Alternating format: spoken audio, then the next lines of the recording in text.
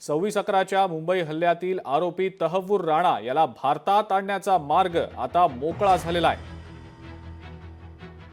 भारताच्या कूटनीतीच्या यशानंतर आता हे एक आणखी मोठं यश सध्या असल्याचं बोललं जात आहे।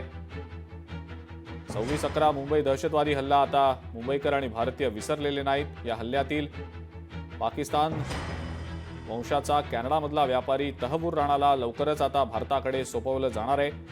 भारतीय कूटनीतीचं हे मोठं यश मानलं जात आहे। त्याला भारतात आणण्यासाठी आता कायदेशीर बाबींसोबतच राजकीय संबंधांचाही वापर केला जातोय। अमेरिकन कोर्टानं राणाची याचिका फेटाळल्यानंतर आता त्याला मोठा धक्का बसलेला होता आणि ऑगस्ट 2024 मध्ये अमेरिकन कोर्टानं या प्रकरणात फैसला देखील सुनावला होता।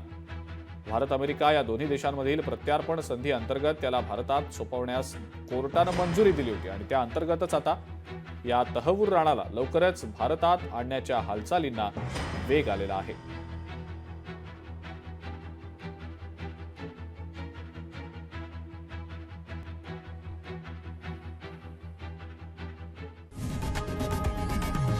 लोकशाही मराठी ऐका, पहा, जागरूक रहा।